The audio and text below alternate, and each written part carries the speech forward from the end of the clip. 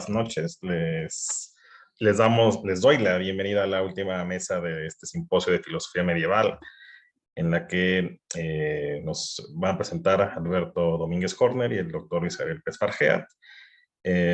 Agradezco a todos los que nos han acompañado desde la mañana y a quienes nos incorporan en esta última mesa. Cedo la palabra a Alberto Domínguez para que nos presente su texto Ibn Rushd, el defensor de la piedad. Te recuerdo que contamos alrededor de 20-25 minutos para poder tener tiempo al final para preguntas. Perfecto. Muchas gracias y qué gusto. Muchas gracias a todos los que están aquí. Gracias por la invitación a la mesa, al profesor Lecón y al doctor Luis Javier. Una duda, ¿puedo compartir presentación? Sí, Jesús, ¿nos apoyas dándole los permisos a Alberto, por favor? Creo que ya pude. Perfecto. Muchas gracias. ¿Ahí se ve bien la presentación? Va. Sí. Entonces, empiezo. Pues mi ponencia es Ibn Rushd, el defensor de la piedad. Por si sé que aquí hay puros expertos, pero por si hay alguien que no esté tan familiarizado con la filosofía árabe, pues Ibn Rushd fue un filósofo que nació en 1126, bajo el Imperio Almohade en Andalucía, en Córdoba. Y pues lo que yo les quería presentar, o les quiero presentar, la ponencia se llama El defensor de la piedad, y es en especial en referencia al Tratado Decisivo, que es un tratado jurídico que escribió Ibn Rushd en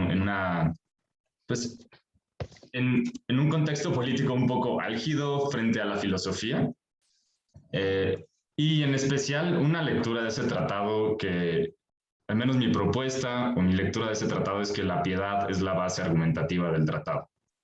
Es decir, que el propósito de Ibn Rushd para escribir ese tratado es preservar la piedad en su comunidad y al mismo tiempo que la justificación de sus argumentos es la preservación de la piedad. Es decir, que él dice, hay que seguir ciertas cosas como prohibir algunos discursos que divulgan demasiado la teología o permitirles a los filósofos que estudien Aristóteles y hagan filosofía, porque de lo contrario no tendríamos una comunidad piadosa, y si no tenemos una comunidad piadosa, no podremos ser felices.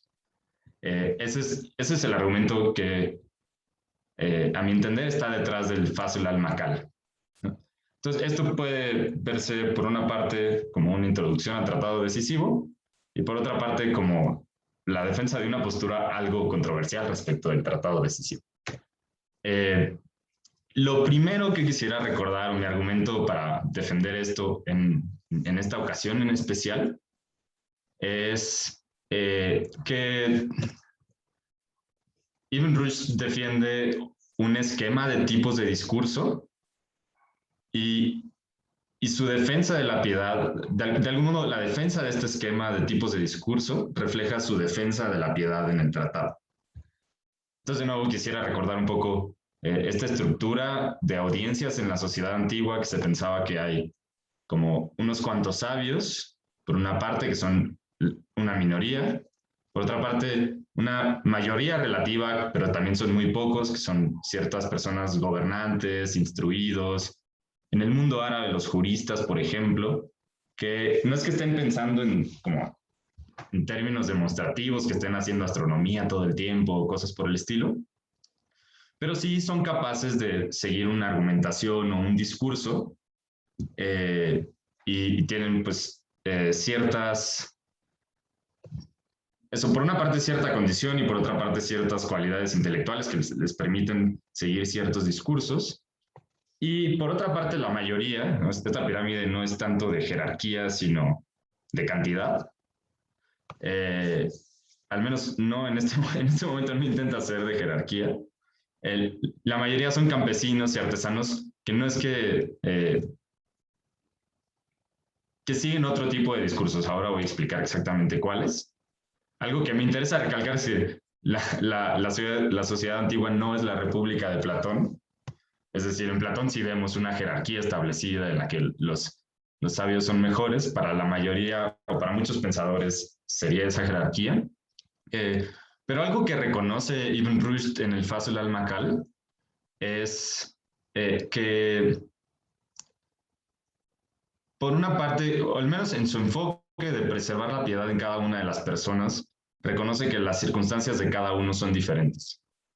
Reconoce, por ejemplo, que para ser sabio no es que uno ontológicamente nazca sabio, como pensaba de algún modo Platón en la República, como que los artesanos pueden nacer sabios y hay que llevarlos, pero es porque de algún modo tenían una naturaleza de sabios, sino también Ibn Rushd reconoce que un sabio logró ser sabio gracias a la educación que tuvo, a que tuvo buenos maestros, a que tuvo una buena educación moral, porque así pudo como preservar sus pasiones y que sus pasiones no le nublaron el juicio al momento de hacer filosofía.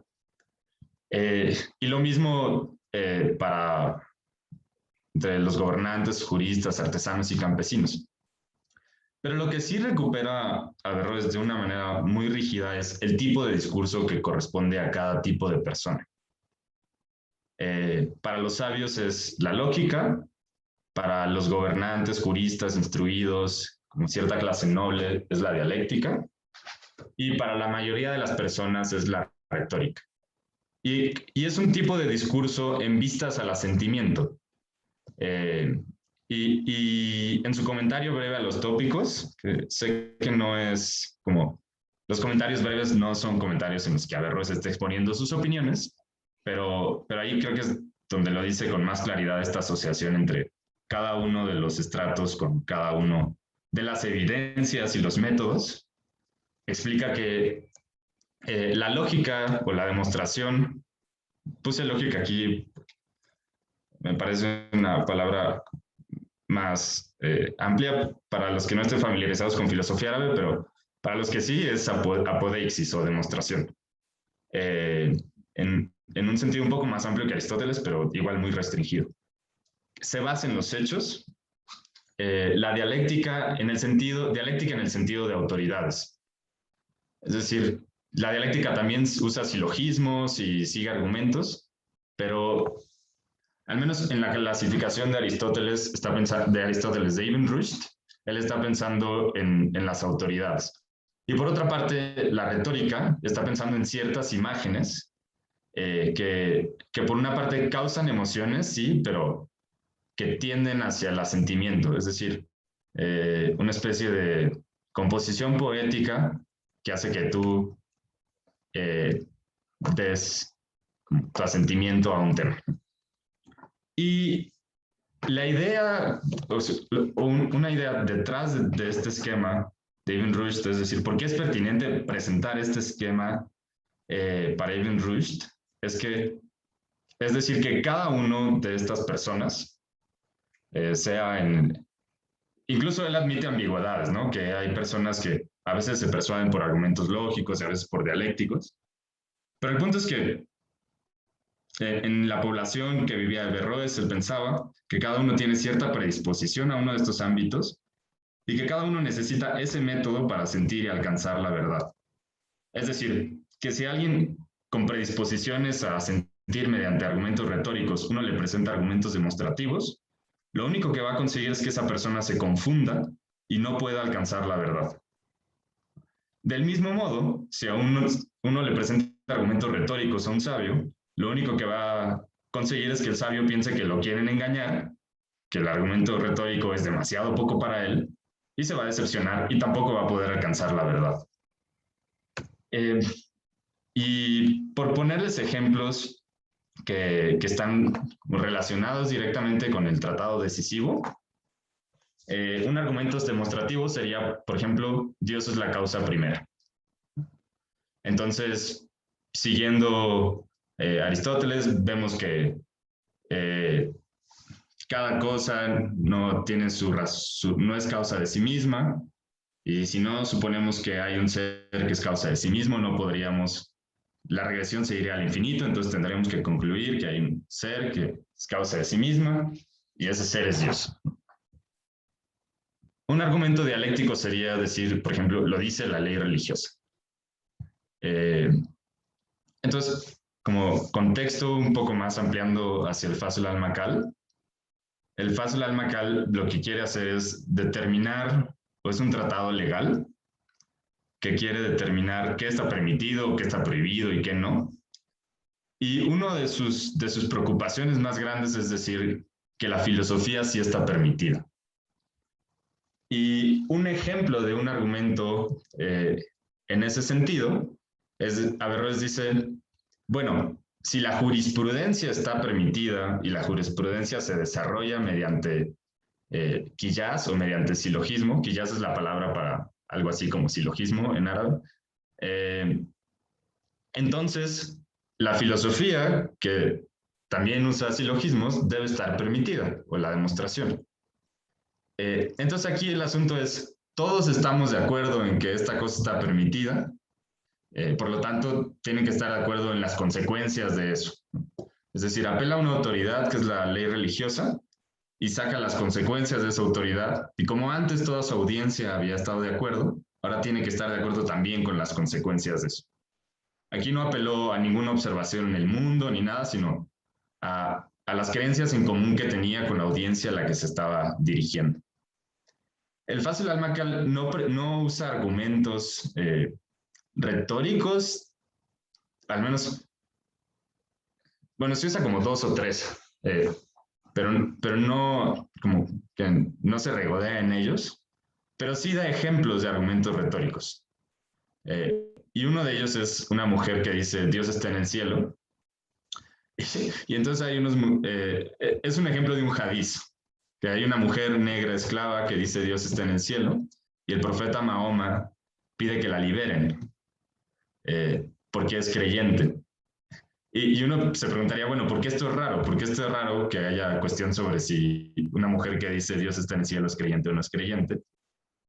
Y la respuesta es que estar en el cielo implica un lugar, el cielo es este lugar de éter, y Dios no está en un lugar porque Dios no es corporal.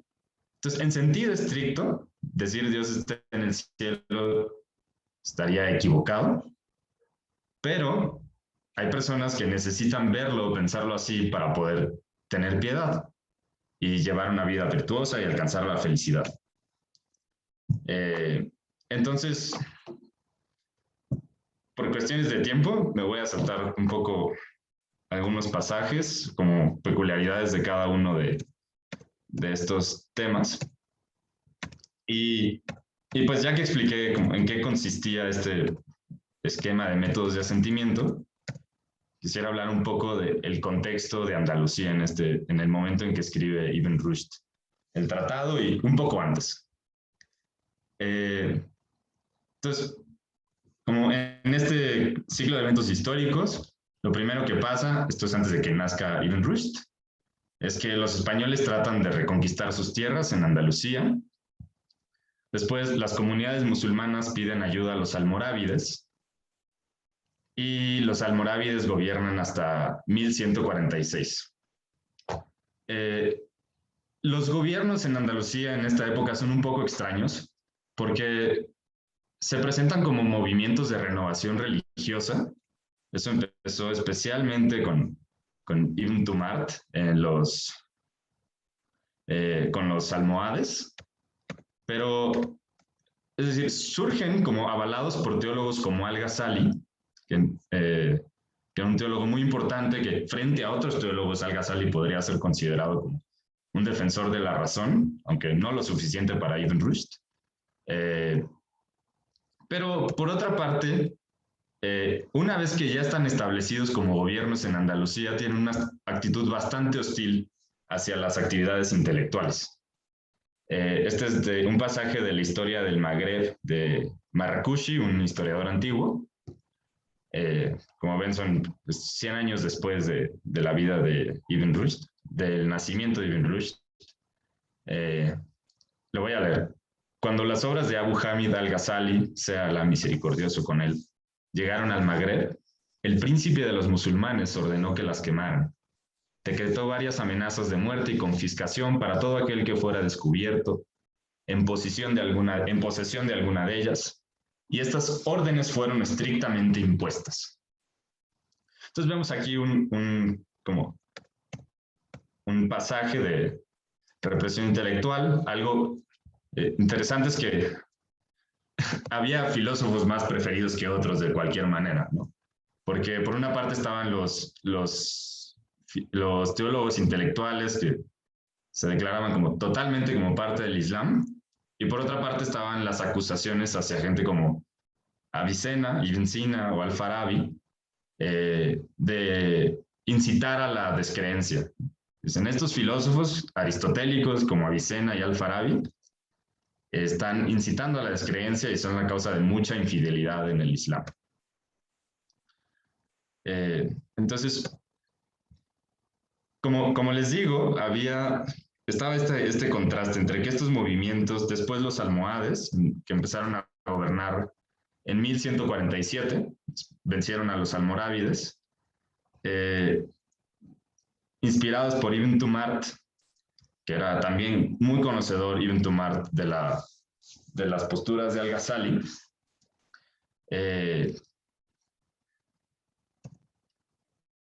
Tengo una pregunta aquí, la voy a dejar al aire, que es una de las cuestiones que yo mismo no he resuelto investigando sobre estos temas. Es como, ¿qué tanto?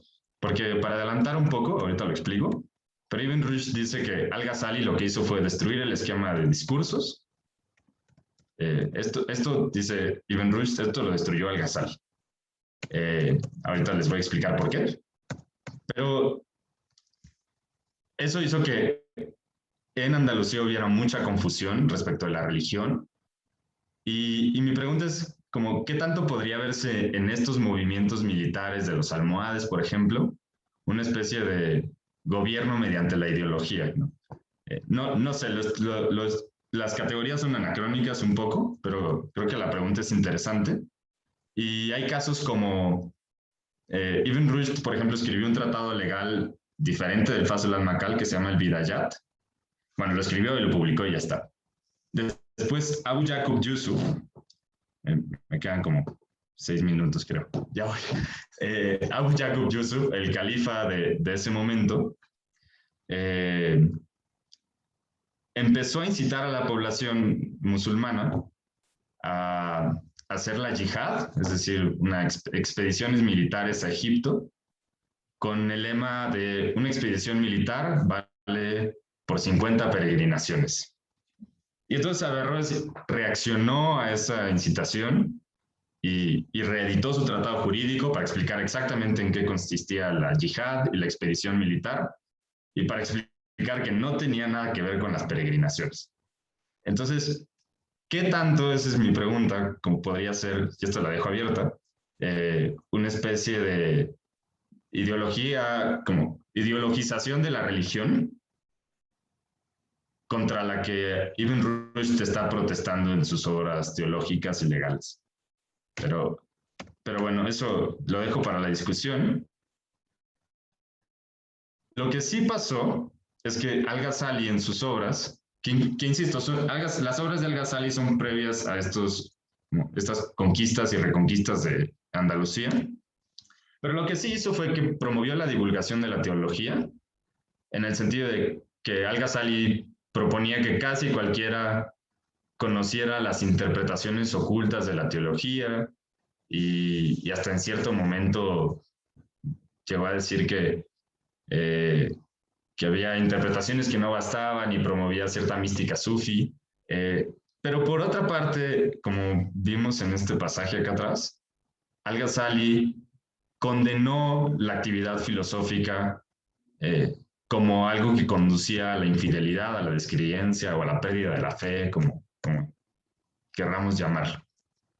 Entonces, esto, no sé, promover la divulgación de la teología quizás a nosotros nos suena muy bien, sobre todo, yo creo que esto,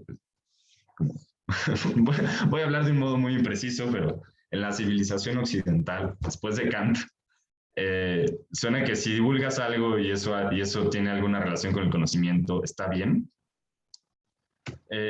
Pero para Ibn Rushd en el Fasl al-Makal esto fue un craso error, porque si divulgas algo para lo cual la población no está preparada, lo que puedes causar no es entendimiento, sino confusión. Entonces, la divulgación inoportuna puede confundir más que aclarar. Y por otra parte, aunque es verdad, acepta Ibn Rushd, es verdad que hay filósofos que a través de la filosofía han concluido que puede haber cualquier religión verdadera, o se han opuesto a la inmortalidad del alma, cosas que un musulmán categorizaría como la pérdida de la fe. Lo que dice Ibn Rushd aquí es, no puedes culpar a una actividad por los errores de sus individuos. Es decir, no puedes decir que la filosofía te lleva a la pérdida de la fe, porque hubo un filósofo que se equivocó y perdió la fe. Esto quizás lo podamos aplicar también en filosofía de la religión más amplia, a esas acusaciones que hacen a ciertas religiones por los vicios de sus individuos. Bueno, no me voy a desviar hacia allá. Lo que sí es que entonces, en el fondo, lo que causó Al-Ghazali fue la confusión de este esquema de métodos de asentimiento o de tipos de discurso, ¿no? Dijo, la teología para todos y la filosofía para nadie. Entonces, por usar como una metáfora médica, al final del Fasl al-Maqal, Ibn Rushd hace una analogía con la medicina. Por usar una metáfora médica, yo digo que envenenó el esquema de discursos. Ibn Rushd piensa, no voy a leer el pasaje porque ya queda poco tiempo, pero Ibn Rushd piensa que esto causó que el Islam se dividiera. Que se pelearan entre muchas personas sobre cuál era la interpretación correcta y que los teólogos empujaron en el fondo, los teólogos como Al-Ghazali y los mutasilíes hasta cierto punto, empujaron a la gente hacia la aversión, el odio mutuo, las guerras, desmigajaron la ley y dividieron a la gente en todo tipo de facciones. Y bueno, entonces mi idea es que Ibn Rushd pensaba que esta situación política y social que se estaba viviendo en Córdoba se podía resolver o se resolvería si de algún modo restablecíamos los métodos de asentimiento. Es decir, si permitíamos la filosofía por una parte para que esas personas que dudan de todo y que no se conforman con una mera palabras bonitas, pudieran de cualquier manera llegar a un reconocimiento de que solo hay un Dios y ese Dios es Alá, y por lo tanto vivir una vida piadosa. Ibn Rushd, de hecho, da un argumento para decir que el Islam es la religión verdadera.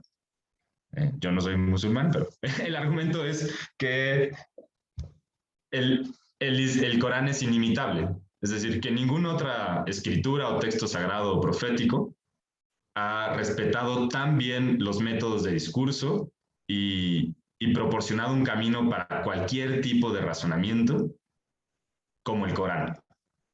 Y que esa maestría del Corán para dirigirse a todos y cada uno de las personas por estas tres vías es lo que muestra que el Islam es la religión verdadera. Y esto no solo lo dice Averroes, sino es parte de la tradición musulmana, decir que la inimitabilidad del Corán es un milagro. Y de hecho es más milagro que cualquier otro milagro, como el de la luna o milagros parecidos que son muy populares entre los musulmanes. Este es, por así decirlo, como de los más impactantes. Entonces, esa es mi interpretación en general.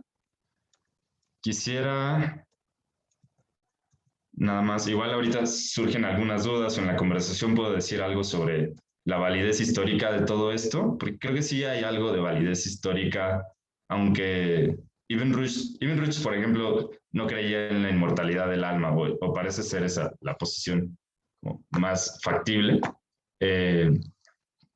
Pero puedo decir algo sobre la pertinencia histórica de esto. Creo que tiene mucha pertinencia filosófica. Y quisiera hacer como algunas precisiones sobre por qué sale este tema de la piedad. Y uno es pensar que es diferente una comunidad religiosa a las afirmaciones religiosas, a la ley religiosa. Sabemos que en el Islam la ley religiosa es muy importante, no es como, ocupa un papel muy distinto al que ocupan los mandamientos en el catolicismo y en el judaísmo y en general en el cristianismo. Pero lo que sí quisiera decir es que esto no está explícito en el Fasul al-Makal, pero si pensamos que la religión es una relación con Dios, es decir, que no es un fenómeno social, ni una serie de proposiciones, ni una serie de prescripciones, aunque esté relacionada con estas cosas, entonces podríamos entender la religión como, incluso el ateísmo puede ser una especie de religión porque establece una relación con Dios, la relación de negación. La confusión puede ser una especie de religión, que podemos asociar a la herejía o la innovación. Pero entonces, si todo esto podría ser religión, lo que necesitaríamos es hablar de una virtud o cualidad que distinga una religión buena de la perniciosa. Y esto creo que sí está explícito en el tratado, y que esa cualidad de ser un buen creyente o tener una buena relación con Dios es la piedad. Una relación que tiene que ver mucho con reconocer que Dios es mucho o infinitamente más grande que tú y con asumir eso en toda tu existencia. Entonces, comentarios finales. Creo que, dados los medios de comunicación masiva en la actualidad, ya no es viable el esquema que propone Ibn Rushd, pero de todas maneras sus reflexiones son muy fructíferas. Uno es pensar que la filosofía es una actividad religiosa. Eso me parece una idea muy sugerente. Otra es pensar que puedes divulgar las ideas, pero no las virtudes intelectuales. Por eso no hacía sentido lo que proponía Al-Ghazali. Y una tercera es que en la divulgación del conocimiento nos jugamos en buena medida la espiritualidad de nuestras sociedades y en el cuidado de las virtudes intelectuales. Entonces, con esto termino. Fueron un poco más de 25 minutos, pero espero que haya estado bien. Y si hay alguna duda, no sé, si quisieran que me detuviera más en algún argumento, yo con mucho gusto voy a Muchas dejar de gracias. compartir. Muchas gracias, Alberto, y muchas gracias por atender al tiempo. Seguramente al final algunos de nosotros tendremos algunas inquietudes y te pediremos que desarrolles o elabores más alguna de las ideas que quedaron en el aire. Bueno, muchas gracias. No, con mucho gusto. Entonces le cedo la palabra a Luis Javier para que haga la presentación de su ponencia Animales políticos en el libro de la política de Al-Farabi. Muchas gracias, Mauricio. Bueno, pues yo voy a hablar de un filósofo también del contexto islámico. Al-Farabi es un filósofo del siglo X, muy conocido porque es uno de los principales desarrolladores de la filosofía política islámica, muy probablemente el primer pensador musulmán que piensa en términos de filosofía política. Y pues lo que voy a hacer es plantear las siguientes preguntas dentro del marco de su filosofía política. Y va a ser una disquisición, como ven en el título, alrededor de una noción aristotélica muy conocida, que es la de son politikon, Hayawan Madani en árabe. Y voy a plantear esas preguntas que ven ahí. ¿Qué significa ser un animal político? ¿En qué sentido ese rasgo resulta esencial para la naturaleza humana? ¿Cuál es la relación entre la zoología y la política? Y luego me preguntaré si será que la ciudad, Madina en árabe, polis en griego, es natural en el mismo sentido en el que para algunas especies animales es natural vivir en asociación. Entonces, habitualmente entendemos la noción de son politikón de la siguiente manera, ¿no? Los animales políticos son aquellos que tienden a vivir de manera natural con otros de su misma especie, formando parte de una comunidad por medio del establecimiento de leyes y normas de organización de su vida. Si bien esa caracterización aplica perfectamente para el caso de los seres humanos, vamos a ver que Aristóteles observa que hay otros animales que también podrían ser considerados políticos. De hecho, en la historia de los animales, Aristóteles emplea el mismo término, politicón, para explicar el comportamiento de algunos animales, específicamente de algunos insectos y aves, abejas, avispas, hormigas, grullas, siendo todas ellas criaturas con una organización social. Alrededor de esta discusión, primero en Aristóteles, voy a hablar primero un poquito de Aristóteles como antecedente de lo que después va a ser Al-Farabi. En la literatura aristotélica, pues este es un tema discutido por varios intérpretes. Molgan, por ejemplo, detecta 3 sentidos de son politicón que pueden ver ahí: las actividades de gobierno, el hogar y la participación pública, y un modo de vida observable entre diversas especies animales que actúan o se mueven en miras a un objetivo común, ¿no? El famoso ergon, ¿no? Otros 2 intérpretes, Coleman y Cooper, dan prioridad a los sentidos 1 y 2 y sostienen que la diferencia entre los seres humanos y las asociaciones animales es gradual, y considerando que la especificidad de los seres humanos es su racionalidad, como creemos habitualmente, entonces los seres humanos serían capaces de organizar tanto el gobierno como el hogar, es decir, formas sofisticadas de asociación que son propias de los seres racionales y que aparentemente no encontraríamos en los animales. Sin embargo, otro intérprete de Pew argumenta que el énfasis puesto en los sentidos 1 y 2 deja pendiente una dificultad interpretativa que ven ahí. ¿Cuál sería la relación entre el sentido 3, es decir, el sentido zoológico, y los sentidos 1 y 2, es decir, las labores de gobierno y el hogar y la participación pública? Alrededor de la literatura aristotélica, pues nos encontramos con que, dado que el propósito de la ética y de la política es diferente al de los tratados zoológicos, particularmente de la historia de los animales, parecería que es correcto entonces concluir que podemos encontrar en Aristóteles 2 sentidos distintos y disociados del término politicón, ¿no? Por un lado, lo que estaría haciendo en el contexto de la ética y la política, y por otro lado lo que estaría haciendo en el contexto de Historia Animalium, ¿no? Voy a mostrarles algunos pasajes aristotélicos, primero de Historia de los Animales, y luego voy a referirme a algunos de la política, para que vean más o menos cómo utiliza los mismos términos, ¿no? Politicón o política, que ya alcanzan a ver ahí, y pues alcance a verse esta dificultad, ¿no? Que podríamos enunciar más o menos así: hay una disociación entre la biología y la política, o hay una continuidad entre la biología y la política. Ahí pueden ver ese pasaje, como dice: las siguientes diferencias se manifiestan en sus modos de vivir y en sus acciones.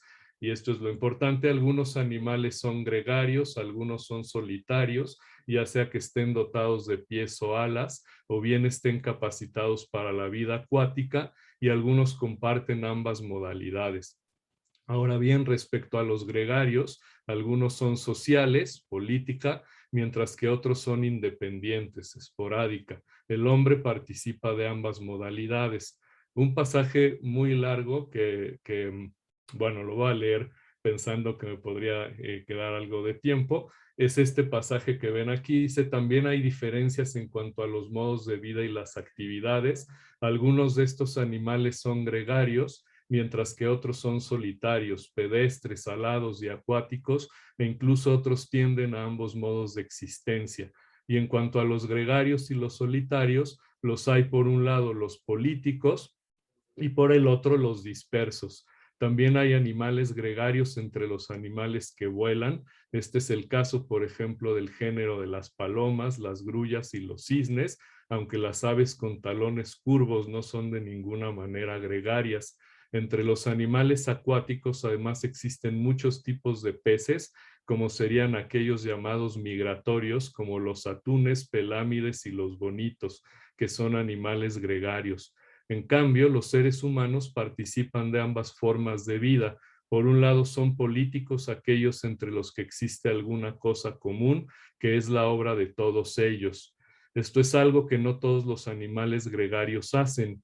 Este es el caso de los seres humanos, las abejas, las avispas, las hormigas y las grullas. De los anteriores, algunos viven dirigidos por líderes, mientras que otros son anárquicos. Por ejemplo, las grullas y el género de las abejas siguen a sus líderes, mientras que las hormigas y muchas otras especies carecen de líderes. Tanto en las modalidades gregaria y solitaria, algunos son sedentarios, mientras que otros cambian de lugar. Esta descripción es bien interesante porque después van a ver en un pasaje que voy a poner más tarde de Al-Farabi cómo aparece una caracterización sumamente cercana a esto, ¿no?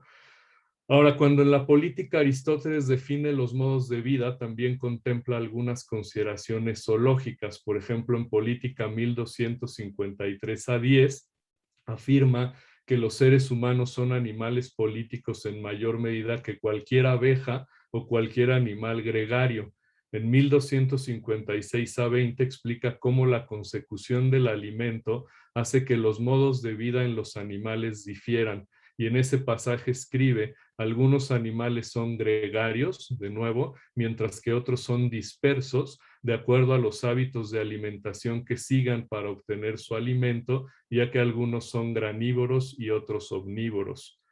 Otra característica distintiva de los seres humanos, para todos aquellos que conocen la política frente a los animales, es la capacidad humana para articular lenguaje. Bueno, que esta discusión aparece también en Perihermeneias, en otros lugares, y es muy discutida también en las obras, principalmente en el comentario de Al-Farabi al Perihermeneias.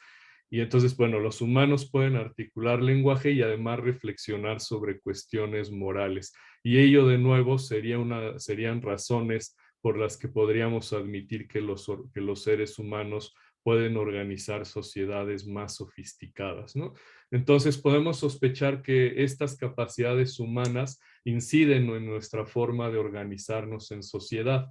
Cuando en la política Aristóteles argumenta que los seres humanos son naturalmente políticos, ello no necesariamente refiere a la polis como algo natural, sino a la consecuencia de una tendencia natural a asociarse unos y otros. Entonces, esto no lo voy a discutir aquí, pero quienes conocen a Aristóteles saben que esa es una discusión incluso con varias interpretaciones modernas y contemporáneas, e incluso muchas de la filosofía política que entienden que esa idea de animal político se refiere específicamente a la vida dentro de la polis y por lo tanto a lo que entendemos actualmente por participación política. Y parece que eso no necesariamente sería lo que está diciendo Aristóteles, ¿no? Sino que simplemente estamos hablando de una tendencia natural a asociarnos y una consecuencia de eso sería la conformación de distintas formas de comunidad, entre ellas la polis. Voy a pasar ahora al caso de Al-Farabi, las asociaciones animales. Entonces, en una de sus obras más conocidas y más importantes, Kitab al-Siyas al-Madaniyya, que generalmente se conoce como el libro de la política en español, aparece hacia el final de la primera parte este pasaje que van a ver aquí, que es esencial, ¿no? Y miren cómo esto recuerda Historia Animalium, el pasaje que leímos hace un momento. Hay algunas especies de animales, y aquí ojo, y de plantas, que esto es interesantísimo. Lástima que no me voy a desviar hacia allá, pero en otra ocasión o en la discusión podremos decir algo acerca de por qué incluye las plantas ahí. Pero ojo, hay algunas especies de animales y de plantas que no pueden obtener lo que les es necesario si no es por la asociación, Ijtimá, en comunidad de unos de sus individuos con otros. Otras pueden alcanzar lo necesario, aunque cada una de ellas esté aislada de los otros, pero no obtienen el más excelente de sus estados, sino por la asociación de unos individuos con otros. Otras perfeccionan para cada uno de sus individuos sus asuntos necesarios y lo más excelente, aunque estén aislados unos de otros. Sin embargo, cuando se reúnen, unos no impiden a los otros obtener algo de lo que les pertenece. Y otras, cuando se reúnen, unos se impiden a los otros o lo necesario o lo más excelente de sus asuntos. Por esta razón, hay especies de animales cuyos individuos están aislados los unos de los otros siempre para todos sus asuntos, incluso para engendrar, como muchos de los animales marinos. Hay otras que no se aíslan unos de otros, sino solo para engendrar, y hay otros que no se aíslan unos de otros en la mayor parte de las situaciones, como las hormigas y las abejas, y otros muchos distintos, como los pájaros, que se alimentan y vuelan en bandada. Después de describir, como ven aquí, la dimensión zoológica hacia el final de la primera parte del libro de la política, Al-Farabi presenta distintos tipos ahora de asociaciones humanas, comenzando por la más básica, saber el hogar, que también es la más imperfecta. Al-Farabi presenta una descripción gradual que cobra sentido a la luz de los últimos párrafos de la primera parte del libro de la política. Tenemos asociaciones basadas en la reproducción, luego asociaciones basadas en la búsqueda de una meta común relacionada con la preservación de las especies, y finalmente las asociaciones más perfectas en donde se necesita de una planeación específica para el bien de la vida comunitaria y, como se mostrará, en miras de lograr la felicidad entre los habitantes de la ciudad. El tema principal de la segunda parte del libro de la política no es ya la tendencia natural a vivir en asociación, algo que, como ya se ha explicado, compartimos con los animales, ni tampoco cuestiones de economía o de participación pública, algo que Al-Farabi entiende como propio de las casas, las calles y los barrios, sino más bien el tema central es el análisis de las actividades de gobierno dentro de la ciudad y en los diferentes tipos de regímenes políticos. La organización de la ciudad y la creación de los regímenes políticos requiere de la facultad racional. El modo en que emerge la facultad racional requeriría una explicación biológica y cosmológica bastante sofisticada y bastante compleja. No me voy a detener aquí en ello, pero implicaría reconstruir toda la primera parte del libro de la política y el Tratado del Intelecto de Al-Farabi y muchos otros planteamientos de su fuente donde nos explica qué es el intelecto y cómo se dan los procesos cognitivos. Entonces, eso que además es muy denso para estas horas de la tarde, lo voy a saltar y simplemente pues les voy a explicar que un rasgo distintivo de los seres humanos sería precisamente su capacidad intelectiva, que además es una capacidad vinculante con el intelecto agente, que es un intelecto separado. Entonces, miren este pasaje, puesto que el objetivo por el que existe el hombre es alcanzar la felicidad, que es la perfección última, que permanece como aquello dable a los seres posibles capaces de recibirlo, es preciso decir la manera por la que el hombre puede llegar a esa felicidad. Solo puede hacerlo cuando en primer lugar el intelecto agente le ha dado los primeros inteligibles, que son los primeros conocimientos. Pero no todo hombre está preparado por naturaleza para recibir los primeros inteligibles, porque los individuos humanos han sido creados por naturaleza con facultades diferentes y con distintas disposiciones. Algo de esto mencionaba Alberto y quizá en la discusión podemos volver a algo de lo que dijo y que está relacionado con esto, ¿no? Unos no pueden recibir por naturaleza ninguno de los inteligibles primeros, otros pueden recibirlos pero de forma distinta, como los locos, otros en fin pueden recibirlos tal como son. Estos son quienes tienen una naturaleza humana sana y es propio de ellos y no de los otros poder obtener la felicidad. Aquí, como pueden ver, hay un modelo jerárquico. En la primera parte del libro de la política, lo que hay es una explicación cosmológica a partir de un modelo emanacionista, por lo tanto jerárquico, ¿no? Que empieza con la causa primera, de la que emana un primer intelecto, y así sucesivamente. De nuevo, no voy a explicar el modelo emanacionista completo, pero lo que pueden ver, como se lee en ese pasaje, es que la jerarquía de los seres va descendiendo poco a poco. Cada uno de ellos llega a ser gobernante y gobernado hasta que se llega a los seres posibles que no tienen gobierno en absoluto, sino que solo sirven y existen en función de algo más. En otras palabras, hay una relación constante de seres que son gobernados y que a su vez gobiernan a alguien más, y en el nivel más bajo pues estarían los minerales que ya no podrían gobernar a nadie, sino que son servidores de los seres superiores, como sean las plantas, los animales, los seres humanos. Y en cuestiones políticas, pues como pueden ver ahí, quien tendría el rango más alto es el primer gobernante. Y el primer gobernante no requiere de la guía de ningún otro ser humano, ya que posee un conocimiento excelente de todas las ciencias y cogniciones y es capaz de guiar e instruir de manera excelente a los suyos. Ese gobernante es descrito como poseedor de una naturaleza extraordinaria, dado que su intelecto está en conjunción con el intelecto agente, razón por la que ha obtenido un perfecto conocimiento tanto teórico como práctico. Al-Farabi se refiere a ese gobernante como Malik fi Hakika, el verdadero rey, por lo que la nación gobernada por él será una nación virtuosa.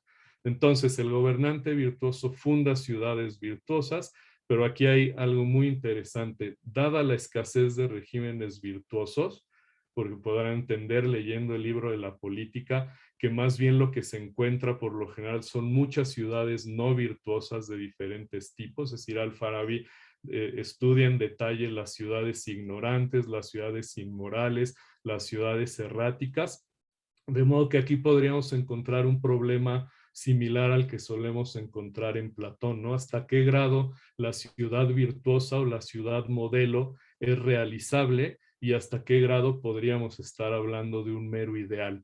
Entonces, esa misma problemática está aquí, es decir, hay una descripción de lo que podría ser la ciudad ideal, pero enseguida el libro se dedica a criticar principalmente ciudades ignorantes, inmorales y erráticas. Entonces, dada la escasez de regímenes virtuosos, en los artículos de ciencia política, Al-Farabi dice algo que es excesivamente dramático que pueden ver ahí. La persona virtuosa tiene prohibido residir en los regímenes corruptos y es obligatorio que migre a una ciudad virtuosa si en su época realmente existe alguna. De no existir, entonces la persona virtuosa será un extraño en este mundo y su vida será miserable. Incluso la muerte para él sería mejor que vivir. Nadie vaya a tomar eso al pie de la letra, porque entonces no vamos a encontrar ninguna ciudad virtuosa y todos moriremos, o podremos ser como hace otro filósofo justo de Zaragoza, Ibn Baya, que justo lo que hace es, él escribe ese texto recomendable, El régimen del solitario, donde habla de personas y comunidades aisladas de la comunidad política. Bueno, en vista entonces de que es difícilmente realizable el régimen político, ¿qué le queda a los individuos? O justo lo que acaban de ver ahí, migrar y buscar toda su vida una ciudad virtuosa y si no la encuentra morir. Pero entonces, ¿en qué consistiría su actividad política? Miren ahí, la felicidad solo se obtiene eliminando el mal de las ciudades y de las naciones, no solo los voluntarios, sino también los naturales, y alcanzando todos los bienes, tanto los naturales como los voluntarios. Ahora bien, la función del gobernante de la ciudad, esto es el rey, es gobernar las ciudades para unir las partes de la ciudad unas con otras, dándole consonancia, jerarquizándola de tal manera que los habitantes se ayuden unos a otros en la tarea de eliminar los males y lograr los bienes.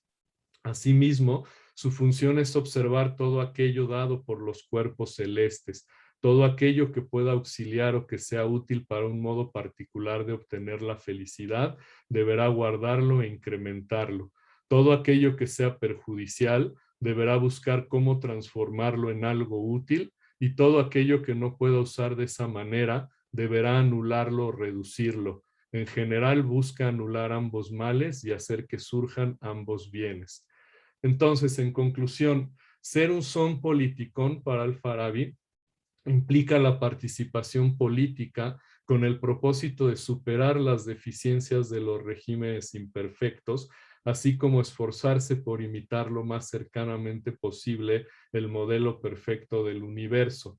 Si bien esa pretensión parece imposible, bueno, ahí depende desde dónde leemos Al-Farabi, mi postura al respecto es que la ciudad ideal es probablemente imposible y que entonces quizá en esa dirección lo que está planteado en la ciudad ideal podríamos preguntarnos si responde a una especie de modelo utópico. Entonces, como les decía hace un momento, el tema central es si la ciudad modelo es realizable o no es realizable.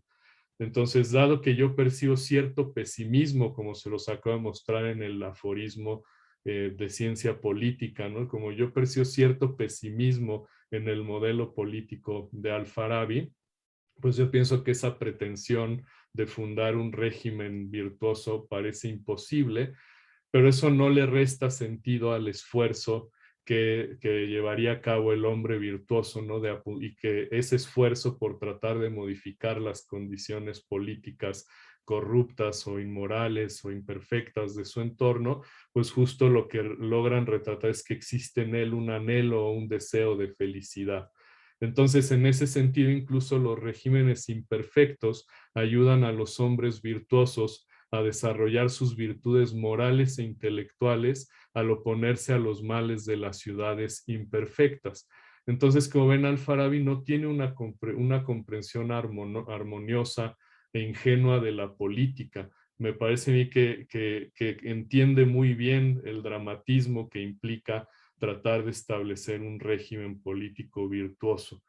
Entonces, lo que hace, lo que parece sugerir es que los hombres virtuosos dentro de los regímenes imperfectos acabarán convirtiéndose en errantes o bien constituirán, como lo hace después Abenpache, pequeñas comunidades virtuosas esforzándose por lograr la felicidad. En el caso de los seres humanos y de algunos animales, la tendencia a vivir en asociación entonces es algo natural a su especie. Sin embargo, si bien los animales son capaces de cumplir su naturaleza en sus comunidades, las comunidades humanas no necesariamente conducen a la felicidad. Por el contrario, algunos regímenes políticos obstaculizan la consecución de la felicidad. Por lo tanto, lo que es natural en el caso de los seres humanos es la búsqueda de la felicidad, pero no la fundación fáctica de algún régimen político en particular. Muchísimas gracias por escuchar esta última ponencia del Simposio de Filosofía Medieval, después de un largo día donde seguro todos están agotados, ¿no? Pero bueno, No. muchas gracias, Mauricio. Al contrario, muchas gracias a ti, Piu, y creo que tenemos un buen espacio para preguntas. Entonces les pido que quien quiera hacer una pregunta a alguno de los ponentes, a Luis Javier o Alberto, si pueden levantar su mano virtual. Entonces, empezamos con Paloma. Muchas gracias. Ay, qué bonita manera de cerrar el coloquio. Es un tema muy bonito y muy, muy interesante. Y bueno, a mí me surge una duda. Lo que pasa es que de repente se cayó el internet y regresó, fue problemático, pero, o sea, veo que por un lado hay una jerarquía, ¿no? O sea, está hasta arriba el gobernante, que es el responsable del cambio político, y hasta abajo están estos que son como las piedras, ¿no? Y bueno, la primera pregunta es si son una especie de esclavos. O si se podría interpretar, ¿no? Como que los esclavos o los sirvientes más abajo van ahí. Y en segundo lugar es si la única manera a falta de la existencia real de una verdadera ciudad virtuosa, pues si el hombre virtuoso es incapaz de hacer algo dentro de ella, de operar, ¿no? O sea, de cambiar la sociedad, pues así, bien marxista. Y bueno, esas son mis preguntas. Gracias, Paloma. Pues mira, en todo el modelo emanacionista de Al-Farabi, pues como todo modelo emanacionista, pues lo mencioné muy rápido, es jerárquico, ¿no? Entonces, pues efectivamente, cuando se genera el mundo sublunar, después de toda esa explicación de cómo opera lo supralunar, ¿no? La emanación de los intelectos por un lado, luego de cada intelecto las esferas celestes y un modelo pues emanacionista complejo y con sus dificultades también internas, pero donde al final pues el décimo intelecto, que es el intelecto agente, es el responsable de los procesos que generan el mundo sublunar, y efectivamente en el mundo sublunar hay una escala natural como la de Aristóteles, bueno, parecida a la de Aristóteles, en donde sí, en efecto, Al-Farabi piensa que están los minerales, las plantas, los animales y los seres humanos. Pero toda la explicación del orden natural funciona bajo este esquema que mencionaba aquí, es decir, incluso el cuerpo humano, ¿no? Hay partes del cuerpo que gobiernan, ¿no? Como el cerebro y el corazón, y otras que, y si uno va escribiendo el modelo del cuerpo desde ese esquema, pues va descubriendo que hay partes que están subordinadas a otras, ¿no? Y otras que funcionan gracias a que otras están suministrándoles lo que sea, ¿no? Sangre o algún otro fluido necesario para vivir. Entonces, toda la explicación, tanto de la sociedad como de la naturaleza en Al-Farabi, sigue ese modelo, ¿no? Y entonces, pues en ese sentido sí habría, así como hay partes del cuerpo, partes de la naturaleza o partes del propio cosmos que están subordinadas a algo superior, pues también la idea es que en la sociedad hay jerarquías, ¿no? Y pues sí, lo mismo, hay personas que entonces no pueden dedicarse a la filosofía, que eso salía un poco en la presentación de Alberto, ¿no? Que ahí, por cierto, digo rápido, aunque después él responda, que yo creo que sí hay una influencia de Platón ahí en Averroes, es decir, Averroes escribió un comentario a la República de Platón y aparecen esos modelos jerárquicos, ¿no? Y entonces sí nos obligaría a pensar que efectivamente hay seres humanos que no están capacitados para gobernar y que por tanto están llamados a ser gobernados, ¿no? Esa la primera. Y preguntaste algo más, ¿no? Sí, sí, para estos virtuosos que tienen la obligación moral de buscar una ciudad perfecta y que si esta no existe, pues deben ser errantes o hacer su propia comunidad. Si para ellos no existe la posibilidad, sin ser los gobernantes, de cambiar la sociedad, de hacerla pasar de viciosa a virtuosa.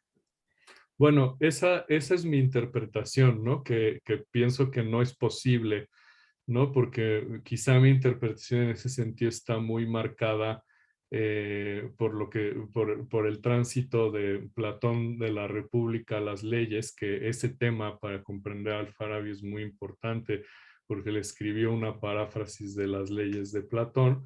Entonces yo leo al Farabi en esa dirección, es decir, que si fuese posible establecer un régimen virtuoso, ese régimen virtuoso no sería duradero, ¿no? Entonces es como ese de que la política necesariamente tiene que operar mal, ¿no? Quizá por un defecto originario en la propia condición humana, algo por el estilo, pero el régimen político siempre va a ser disfuncional, ¿no? Pero esa es una lectura mía, ¿no? Pueden encontrarse entre varios intérpretes de Al-Farabi, algunos que piensan que el modelo ideal sí es viable, y que a lo mejor está pensando en que el modelo ideal es una sociedad islámica. Yo tengo muchas dudas alrededor de eso, ¿no? Yo a veces no encuentro en Al-Farabi exactamente a un pensador que defienda la política en el sentido islámico, pero hay interpretaciones en esa dirección, ¿no? Y que entonces eso es lo que correspondería a un régimen político virtuoso. Yo creo que no, yo creo que está pensando en algo mucho más platónico, ¿no? Okay. Bueno, muchas gracias, qué A interesante. ti, a ti. Gracias, Paloma. York, te cedo la palabra. Gracias. Bueno, ese es un poco el problema clásico, ¿no? Si teoría política como la diseñamos, pues se diseña justamente para conducir, digamos, a descripciones de sistemas sociales, pues yo creo que no, sino más bien pues a lo que apuntan es como a establecer un aparato normativo que nos permite vivir en comunidad y todo lo demás. Que eso eventualmente nos arroja la pregunta si esos sistemas son viables bajo condiciones humanas, pues eso lo tenemos desde Platón, y yo creo que en términos generales hasta el mismo Aristóteles deja la puerta abierta de si conseguir el bien común y realmente vivir en una polis como aquello que permite realizar el telo social del ser humano. Pues yo pienso que hasta el mismo Aristóteles no es completamente concluyente al respecto.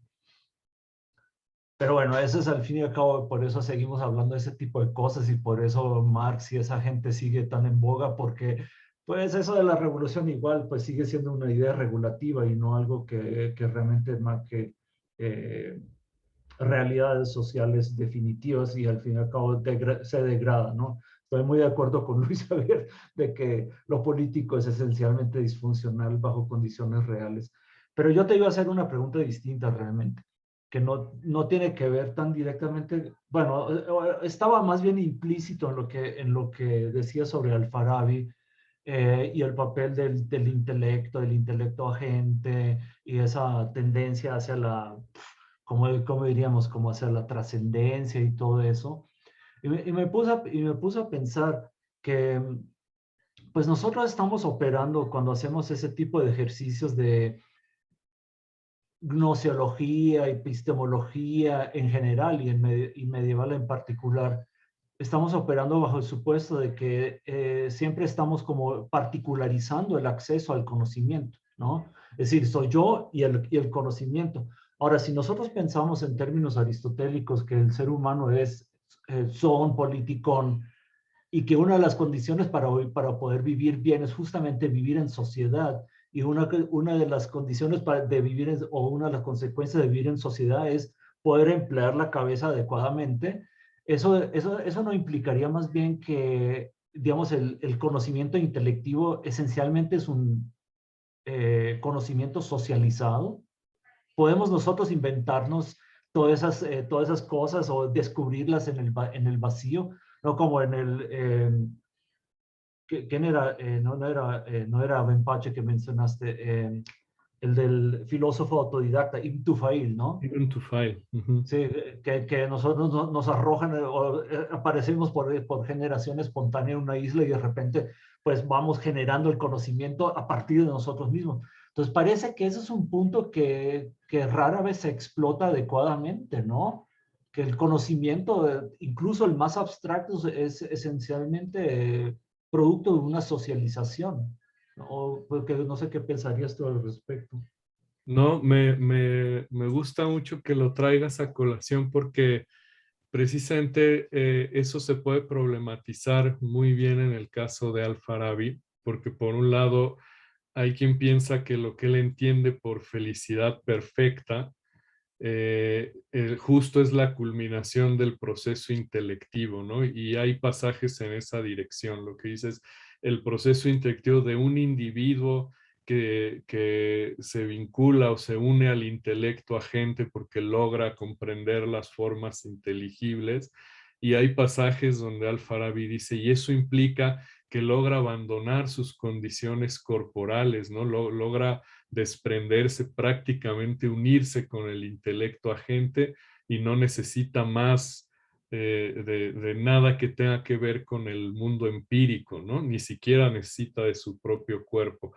Pero lo curioso es que Al-Farabi dice eso por un lado, y por otro lado no quita el dedo del renglón en esto que leía aquí, ¿no? Que el gobernante virtuoso, que aquel que tiene esas cualidades intelectivas tan refinadas, está obligado a involucrarse en la vida política y está obligado a hacer algo por la sociedad y está obligado a tratar de manifestarles las vías adecuadas para alcanzar la felicidad al resto de los ciudadanos. Es decir, nunca se desentiende del plano político, ¿no? Y eso, ese es un gran misterio entre la recepción, digamos, de las ideas filosóficas y principalmente las ideas políticas de Al-Farabi, porque Al-Farabi redactó un comentario a la ética nicomaquea que está extraviado, pero hay alusiones a él.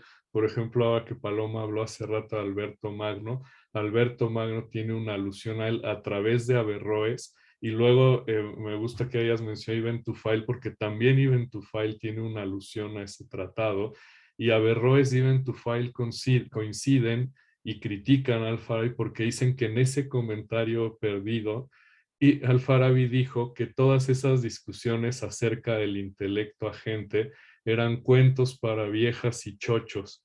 y que en realidad lo que tenía sentido era la actividad política y que la felicidad perfecta se encontraba a través de la actividad política y no a través de la actividad contemplativa o de la actividad intelectiva.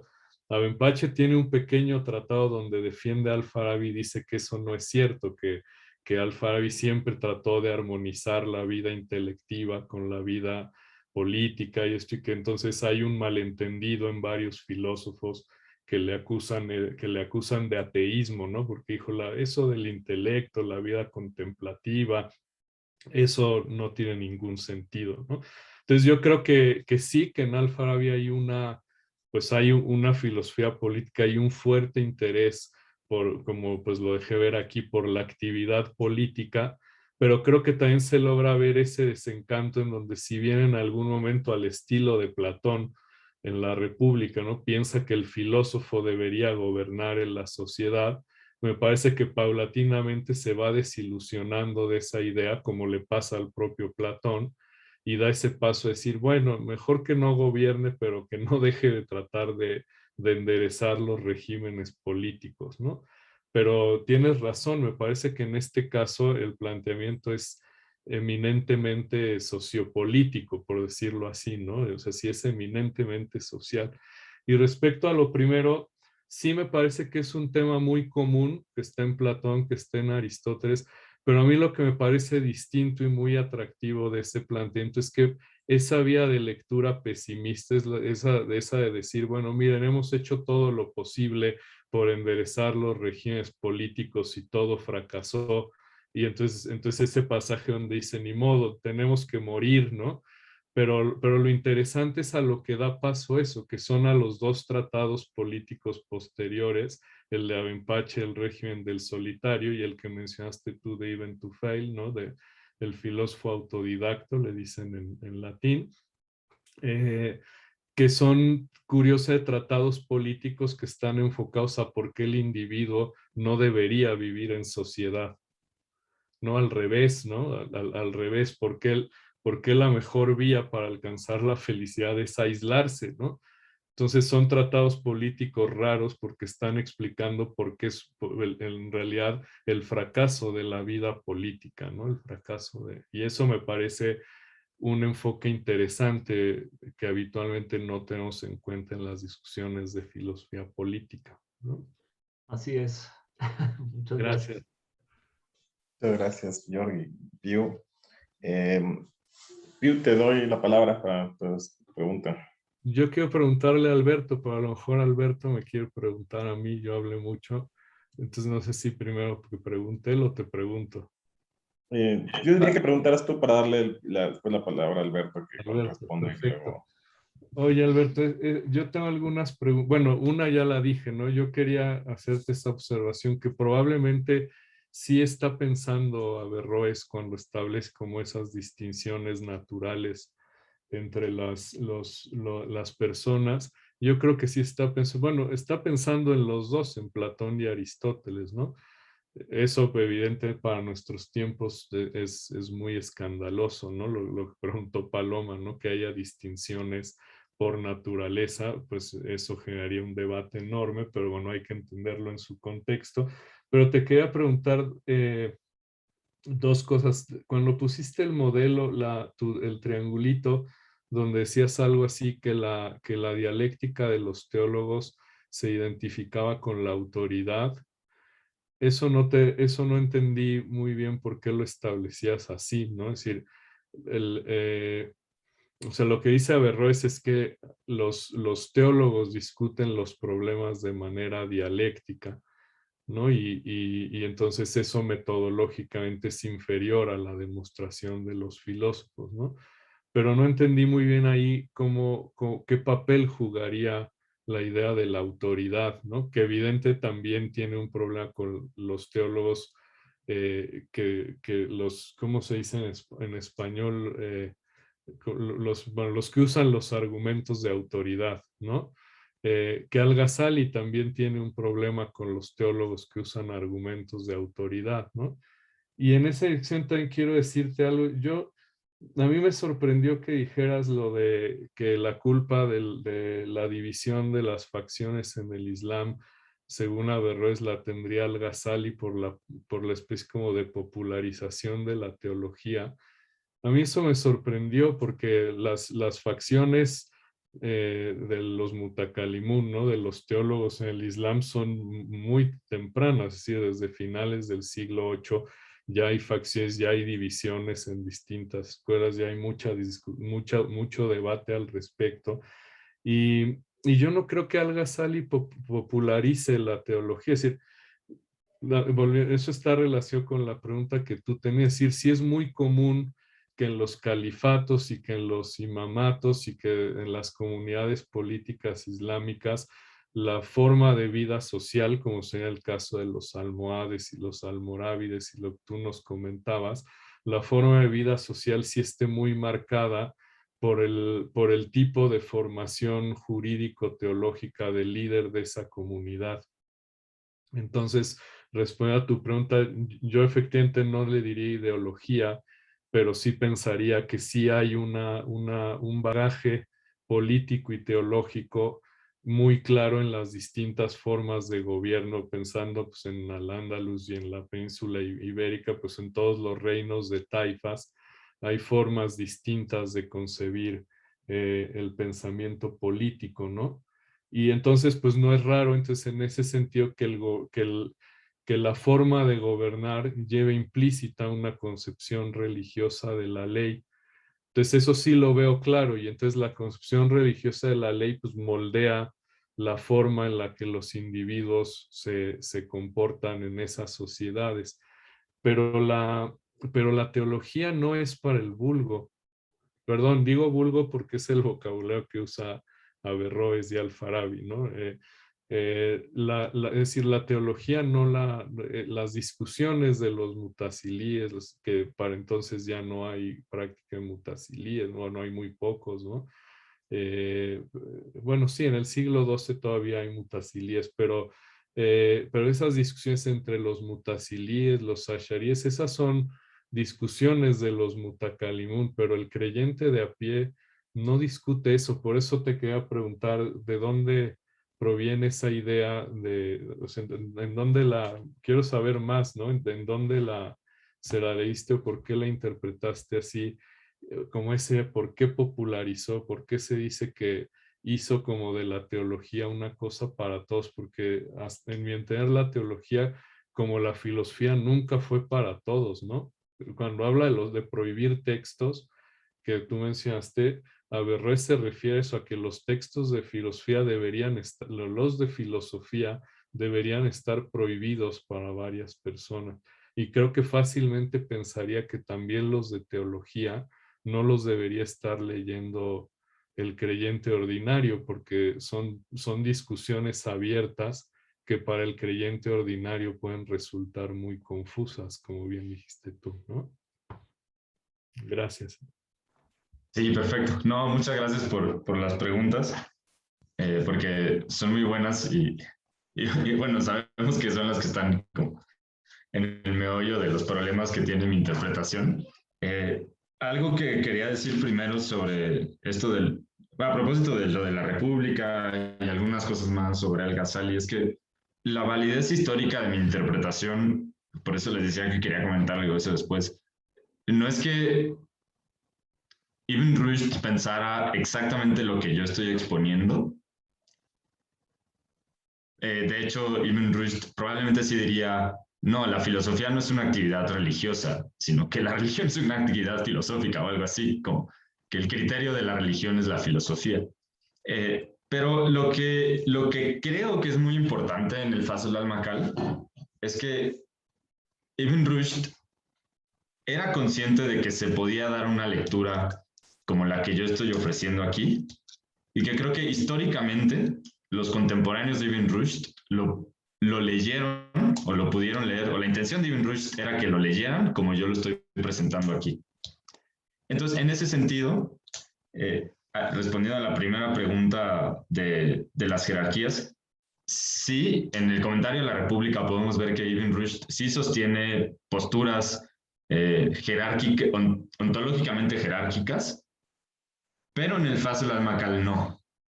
Porque en el Fasul al-Makal quiere dar otra impresión más amable, porque va a ser un tratado leído por más personas, y en especial por los juristas, y en eso se va a jugar. Si se, bueno, al menos parecería, no, eso hay que decirlo antes.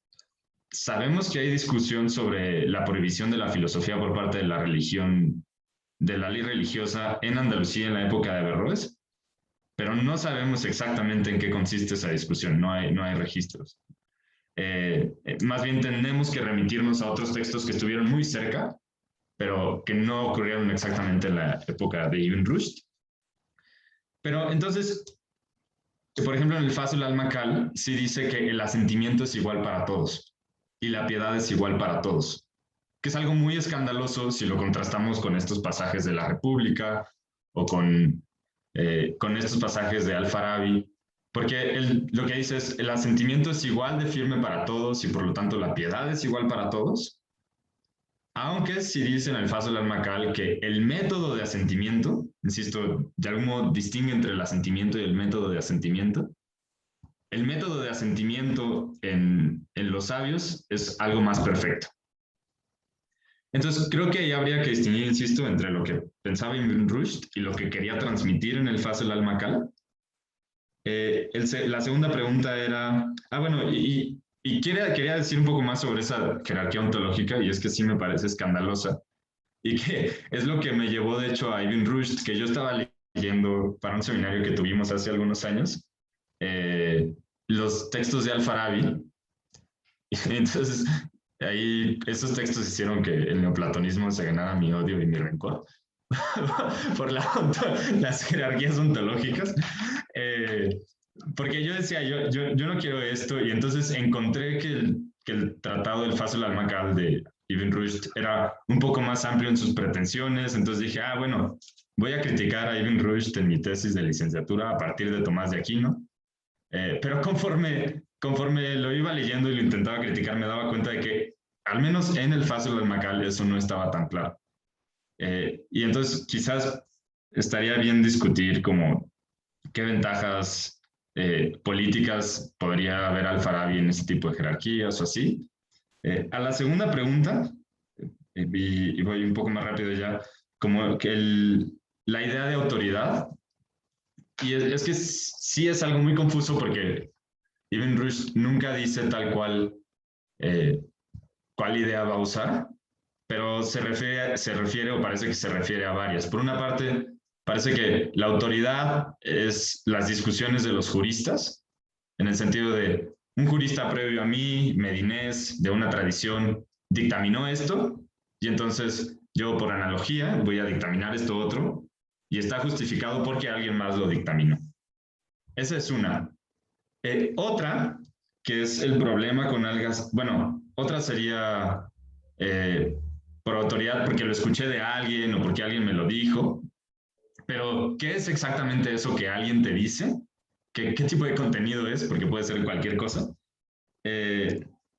Y en esto voy hacia la pregunta sobre por qué exactamente la culpa la tiene el Ghazali. Y es que Ibn Rushd vincula la divulgación con una teoría de la interpretación. Entonces, lo que proponía al-Ghazali, por ejemplo, y de nuevo, esta consideración histórica es, sí, seguramente esto no fue solo al-Ghazali, seguramente si estuviera haciendo como historia real, no diría que fue al-Ghazali, fue un contexto muy complejo en Andalucía. Lo curioso es que Ibn Rushd sí lo vincula con al-Ghazali y con los mutasilíes directamente en el Fasul al-Makal. Así dice, de algún modo, ellos fueron los que destruyeron los niveles de discurso. Sé que esto es discutible, pero puedo dar 2 o 3 pasajes, si quieren, ahorita en un ratito los busco y se los paso. Pero la idea es que lo que divulgaron los teólogos es la idea de que puede haber interpretaciones en las escrituras. No divulgaron propiamente las interpretaciones, sino la idea de que puede haber interpretaciones. Al final del Fasul al-Makal, Ibn Rushd hace una analogía con la medicina. Entonces dice que así como el médico se preocupa por la salud de los cuerpos, el imán se preocupa por la salud de las almas, ¿no? O como los líderes religiosos o los vocales religiosos. Entonces, lo que dice, la analogía que hace es, ¿qué pasaría si un médico te dice, necesitas hacerte diálisis? Estoy usando un ejemplo como, anacrónico, pero te dice el médico, necesitas hacerte diálisis, y un amigo tuyo te dice, bueno, sí, pero lo que dicen los doctores tiene interpretaciones. Quizás se refería a que tienes que hacer yoga para purificarte espiritualmente, ¿no? Y entonces te mueres. Lo que hicieron en el fondo al promover interpretaciones es romper con la confianza en la autoridad de los imanes. Por eso, me parece que Ibn Rushd ataca a Al-Ghazali directamente por su teoría de la interpretación, que tiende a esta idea divulgada de que cualquiera, insisto, tiende, porque ni siquiera se diría que es exactamente así, pero a esta idea divulgada de que cualquiera puede interpretar cualquier cosa. Ibn Rushd, por ejemplo, está buscando un criterio de interpretación. Entonces, sí, no es que el creyente común esté discutiendo todo el tiempo teología, más bien el creyente común sería igual lo retórico o lo metafórico, pero sí es muy grave cuando el creyente común dice, entonces todo es interpretable. Y no se da cuenta del aparato metodológico que hay detrás que necesita saber para poder interpretar. Y a esto me refería con que puedes difundir el conocimiento o la información, pero no las virtudes intelectuales. Entonces difundió la creencia de, sí, todo es interpretable, pero no difundió como no puedes difundir las virtudes intelectuales que necesitas para hacer una buena exégesis, por ejemplo, en este caso. Entonces, más o menos a eso me refería. No sé si respondo bien, si hay más dudas, pero ya.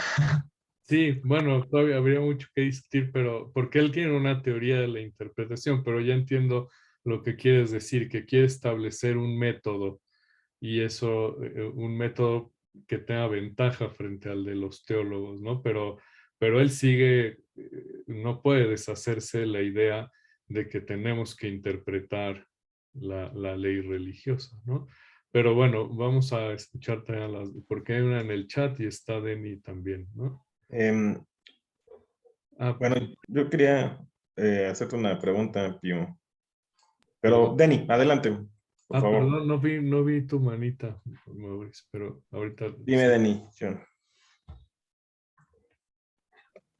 Voy, ya. Gracias. Es algo muy simple, nada más para... Se fue.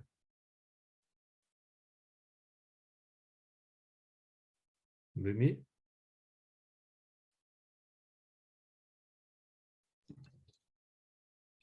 Se congeló Denny.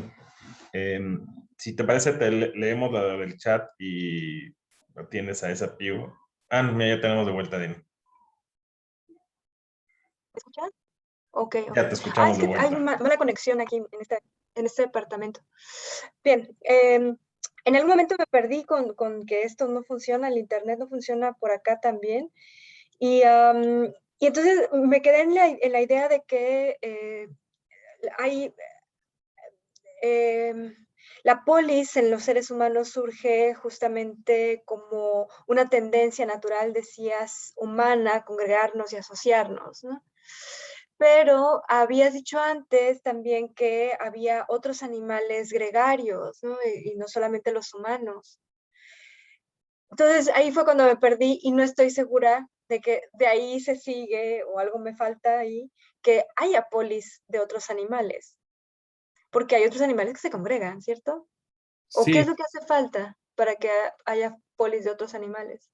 sí, ese es precisamente el motivo por el que se tiende a leer que hay algo gradual, ¿no? Esta brecha que yo digo que existe entre el planteamiento zoológico, ¿no? Que es esto que dices de hay varios animales gregarios y pues fundan también formas de comunidad, ¿no? Estos ejemplos que aparecen todo el tiempo de las abejas, las hormigas y eso, y cómo hay jerarquías, ¿no? Ese pasaje donde dice le obedecen a un líder, ¿no? A la abeja reina, ¿no?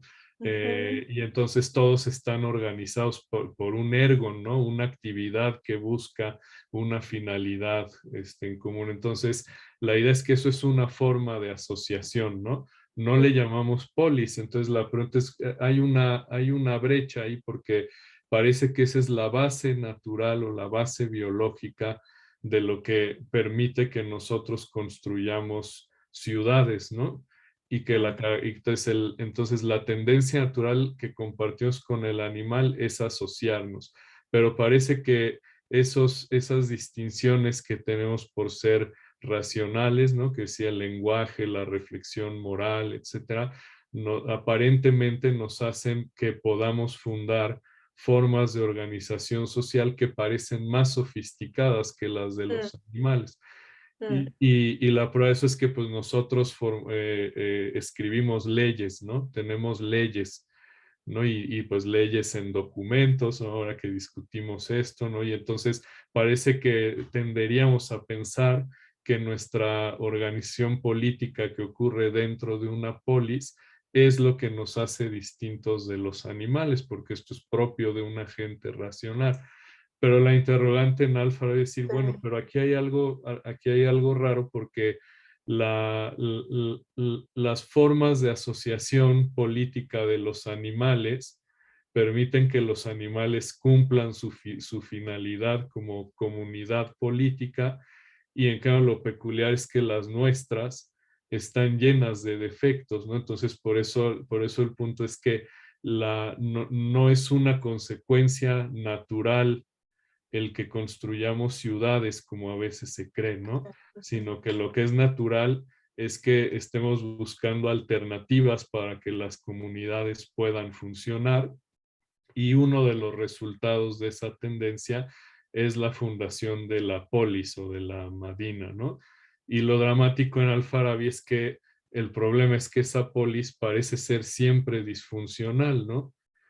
Entonces eso establece como un contrapunto muy peculiar que me parece que vale la pena pensar, ¿no? Entre qué es una comunidad animal o qué es una asociación en los animales y qué es lo que sucede con la asociación propiamente humana que siempre es fallida, ¿no? Pero ahí hay una brecha, ¿no? Que es lo que me intriga a mí y lo que se discute también en la literatura aristotélica, ¿no? Decir, a ver, hay una continuidad, lo que decían, ¿no?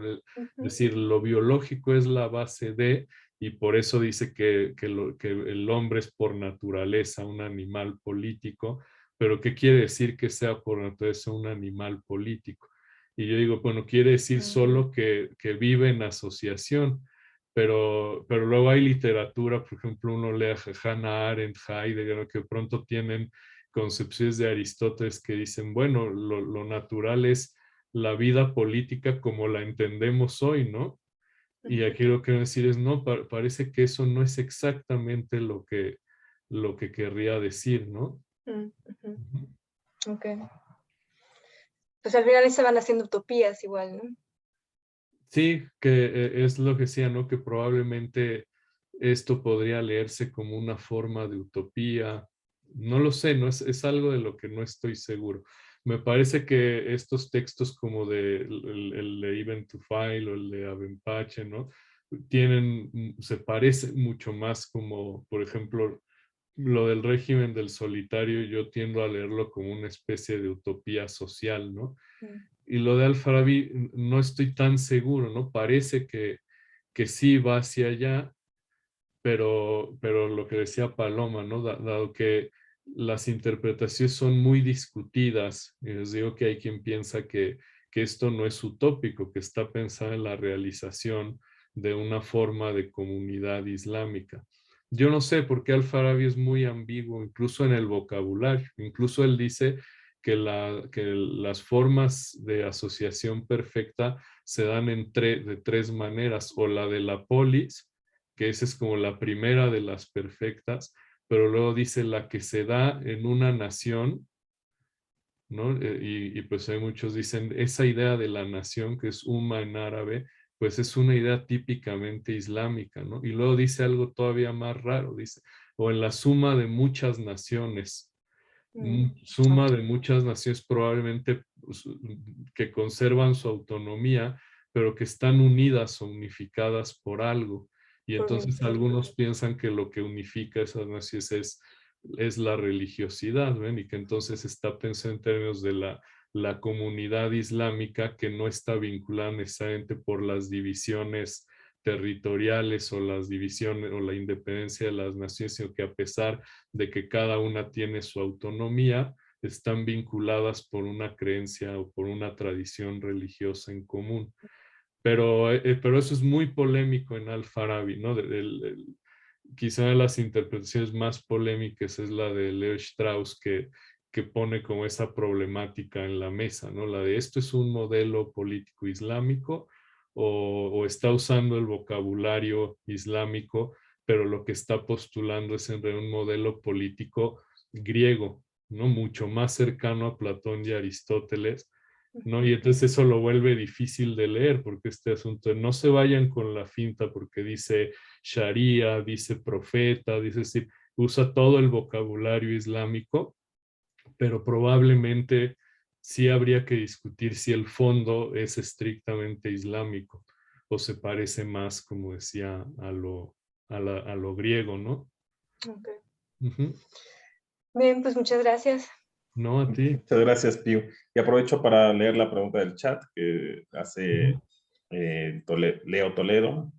Te pregunta si hay alguna facultad en particular que pudiera explicar en Al-Farabi, no necesariamente en el nivel de lo intelectivo, la socialización humana y animal, por ejemplo, en el orden de los afectos, como una suerte de facultad estimativa, que creo que están muy en sintonía con la pregunta que sea de... Sí, no, es una muy, muy buena pregunta. En Al-Farabi todavía no hay una facultad estimativa, como ven que Paloma presentó hace rato las facultades internas. En Al-Farabi no hay todavía una estimativa. Hay operaciones parecidas a las del estimativo, pero las haría la imaginación. Pero en Al-Farabi la imaginación es muy activa y la imaginación a la vez está vinculada a la actividad del profeta. Entonces, fíjense ahí otra vez esto que le decía a Denny, ¿no? La forma de transmitir la virtud, que sería a través de un lenguaje simbólico, metafórico, etcétera, que es el de la religión, justo lo que hace es echar mano de la imaginación. Bueno, entonces a las personas ordinarias, a las personas comunes y corrientes se les inculca la verdad, se les enseña el camino hacia la verdad perfecta por vía imaginativa. Y Al-Farabi dice, la vía imaginativa es el lenguaje de la religión. Ahí de nuevo se parece en algo al planteamiento de Averroes, ¿no? Que dice eso que dice, hay que hablar con argumentos retóricos, en el caso de Alfe, con argumentos retóricos o argumentos poéticos para que la gente pueda entender la verdad. Entonces, esa sería la función de la imaginación en Al-Farabi, es importantísima tanto para los procesos cognitivos ordinarios como para explicar mucho de la cognición animal, pero también para explicar el fenómeno de la profecía y también para explicar lo que podríamos llamar yo a veces le digo eso como su filosofía de la educación, en el sentido de que el primer gobernante pues sí tiene que guiar a los ciudadanos, como decía, hacia la virtud, y pues para eso no usa, como dijo Alberto, y parafraseando a Averroes, no usa argumentos filosóficos, porque no los entendería la gente, ¿no? Sino que usa esos argumentos poéticos, retóricos, imaginativos. ¿De acuerdo? Muchas gracias, Pío. Y si me lo permiten, bueno, le hago una última pregunta a Alberto. O sea, te iba a hacer una pregunta, Pío, pero era muy parecida a la que te hizo Ben. Entonces, solamente, Alberto, quería pedirte si podías elaborar un poco más en una idea que mencionaste al vuelo, que era casi al final que tú entendías, o no, primero no me queda claro si era tu interpretación o la posición opinión de Ibn Rushd, que la religión era una relación con Dios. Porque en efecto creo que en la filosofía de la religión, determinar qué es una religión es de lo más difícil. Y generalmente se suele apelar a, entre otras cosas, a que se trata de una práctica comunitaria, ¿no? Entonces, no sé si cuando tú dices que esto es una relación, la religión es una relación con Dios, te refieres a una relación de los individuos, de una comunidad que pertenecen a en tanto pertenecen a una comunidad, se interactúan de cierta manera con Dios.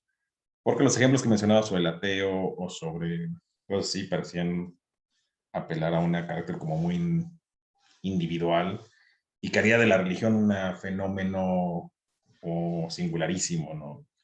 Entonces, si puedes elaborar más en qué te refieres con eso, y si eso involucra eso, un carácter comunitario, una serie de ritos o prácticas, una creencia compartida o no, y nada, sobre eso.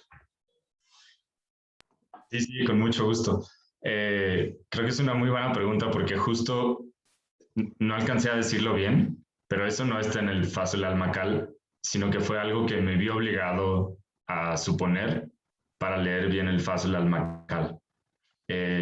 Y de hecho, mi idea es, uso aquí la palabra religión de ese modo para intentar ser lo más fiel al argumento de Ibn Rushd, pero Ibn Rushd no usa así la palabra religión y más bien habla como esta relación con Dios sería solo un tipo de asentimiento y sería como... entonces, cuando yo estoy pensando en religión y cuando yo hablo de religión, mi interpretación en realidad estoy pensando en los momentos en que Ibn Rushd habla del asentimiento dirigido a Dios. Pero tuve que usar esa palabra así porque para Ibn Rushd es completamente claro que ese asentimiento no es la ley religiosa y que ese asentimiento no es una afirmación proposicional, no en todos los casos, porque puedes asentir mediante la imaginación. Entonces, mi idea, por eso dije, esto no está explícito en el tratado, pero parece que nos obligamos a pensar desde una perspectiva, eso, individualísima. Es decir, cada individuo tiene su propio asentimiento o rechazo para entender el Fasl al-Maqal, porque hay una parte en la que Ibn Rushd sí dice que como el Corán estableció las 3 vías de asentimiento para todos, de hecho, una de las ideas es, si uno agarra el Corán, lo que va a encontrar son sobre todo argumentos retóricos, porque está hecho para la mayoría.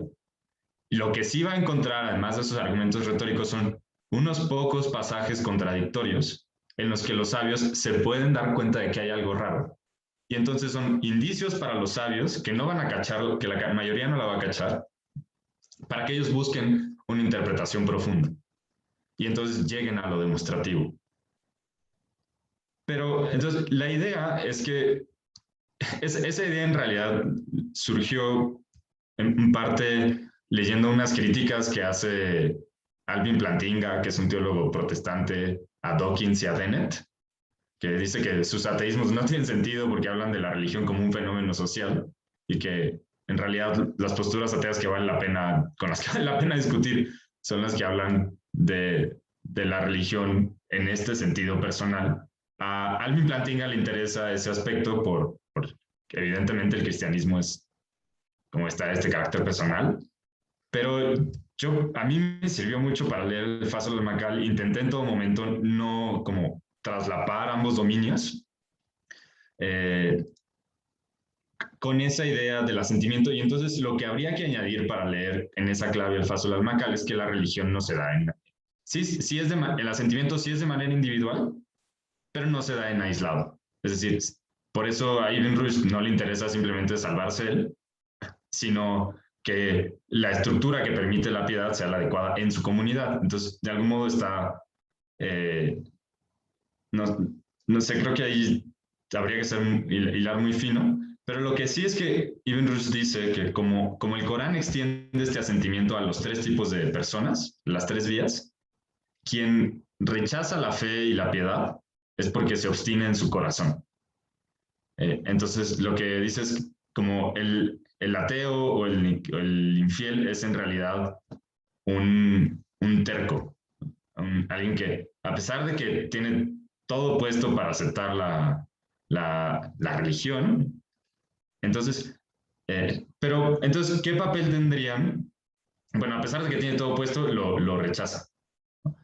¿Qué papel tendrían las prácticas sociales? En el Fazl al-Makal dice que la Sharia o la ley religiosa tiene dos propósitos. Y una es enseñar la verdad práctica y enseñar la verdad teórica. Entonces, él dice que no tiene inconsistencias con la filosofía porque son los mismos propósitos, entonces se complementan, son hermanas de leche, dice. Pero el punto es que como la ley religiosa prescribe, enseña la verdad práctica a través de sus prescripciones, esas prácticas comunitarias estarían como propiamente en el dominio de la ley religiosa y no tanto en el dominio del asentimiento al momento de argumentar. Porque la idea es que uno asiente a Dios mediante cualquiera de estas vías, de algún modo se esfuerza por hacer ese asentimiento vital completamente, entonces tiene piedad, y una vez que tiene piedad hace estas prácticas. Pero son como cuestiones distintas, creo que las prácticas y el asentimiento religioso que yo puse aquí como relación con Dios. No sé si esto ayuda a que quede más claro.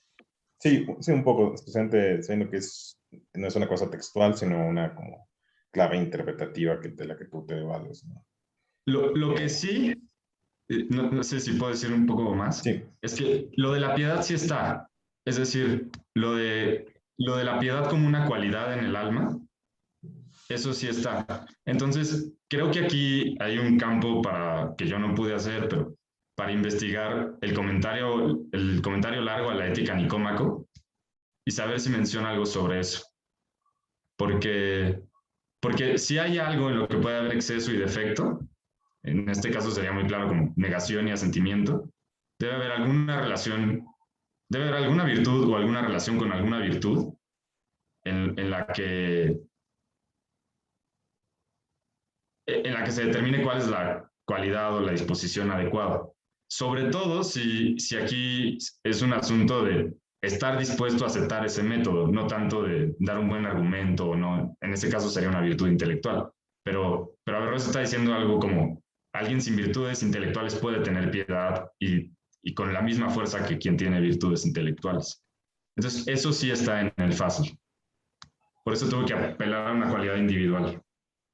Ok. Pues muchas gracias, Alberto. No sé si creo que acaban levantadas tu mano, Pío, y la del Denny. ¿O tú tienes una pregunta adicional, Alberto, o eso fue un high five? Era para Luis Javier, para Pío. Oye, pero yo creo que ya estamos sobre la hora. Yo creo que ya estamos sobre la hora y te tuve que robar tu lugar, Alberto. Lo siento. Entonces yo creo que tendremos que dar por terminada la jornada aquí. La verdad, agradezco muchísimo a todos los participantes, no solo a los de esta mesa de filosofía islámica medieval, sino a los de las otras 4 mesas que estuvimos durante todo el transcurso del día. Siempre creo que hablo por nombre de todos los participantes y los de Piu y de mí, que siempre es un gusto reunirnos con colegas y ver a gente que, al menos virtualmente, a Alberto, Denny, Paloma y a todos los que nos acompañaron. Ojalá pronto podamos vernos en vivo, el profesor Rivera que se nos sumó al final.